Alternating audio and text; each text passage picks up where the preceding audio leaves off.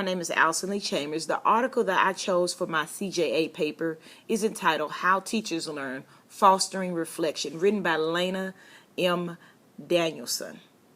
This article shares about information how the teacher used the different thought processes as an effective teacher. In this particular article, the teacher uses or they seek for different methods and how to incorporate it so that they can meet the message or the need of all learners in the classroom.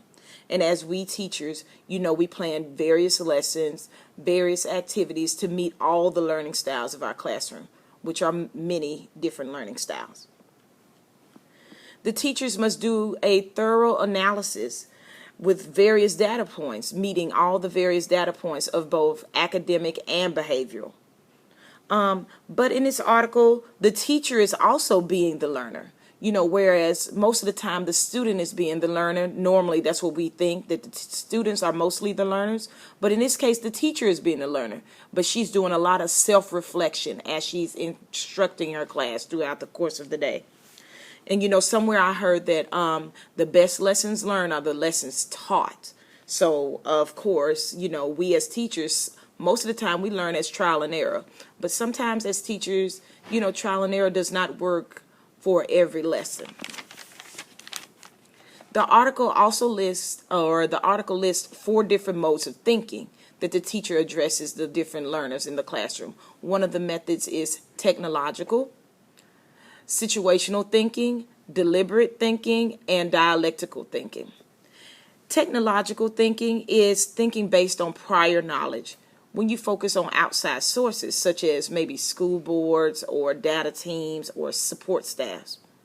Technological is based on best practices and, proven to be effective and efficient. So, we as teachers, we always want to say, what do best practices say? Or where's the evidence, right?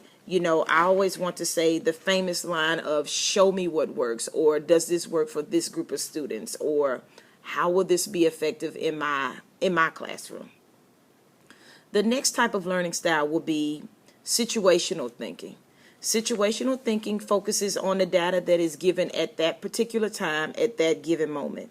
It addresses the immediate problem. So we as teachers, we always think on situational. Is this child behaving this way because he is ill? Or what type of night did the child have the night before? Or did this child, is it missing his homework? Or did they have a rough day on the way to school? So I totally agree with situational thinking, but sometimes with situational thinking, you're not always addressing the problem or identifying the root of the problem. You're just finding different methods to fix that problem at that given time, which is going back eventually to that trial and error. What works for some might not work for all. But sometimes situational thinking can be too much because you're not really looking, or you're not really finding the source of the problem, the root of the problem. You're just dealing with, the situation. The next type of thinking that the article talks about is deliberate thinking.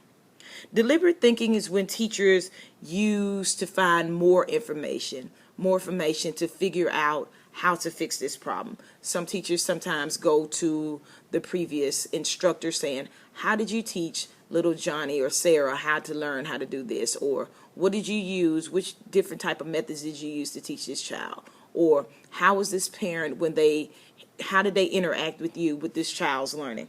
So, deliberate thinking is when you're going over past records and you're using different sources. You're being purposeful about seeking help to find a better understanding to help this dilemma. Dialectical thinking allows the teacher to revisit the problem, also building on deliberate thinking, but it helps you gain a better understanding for the situation so you can have positive solutions. So they go hand in hand. I chose this article because I wanted to allow myself to steer away from that trial and error teacher. I want to be more self-reflective. I want to be self-reflective in my daily lessons, in my delivery, especially in my reteaching portion, because I feel like if I'm more self-reflective, I will be more supportive for my students and myself. So in my delivery, in my teaching, everybody would benefit, and it would help me become a more effective teacher. I use this article, I use this information when I'm planning different strategies for my students, for the different learners in my class. So it lets me know, okay, should I go from small group to whole group? Should I be the facilitator or should I be the lecturer? Should I drill, or should I give them free reign should I open it up and have an open discussion of habits and discussion?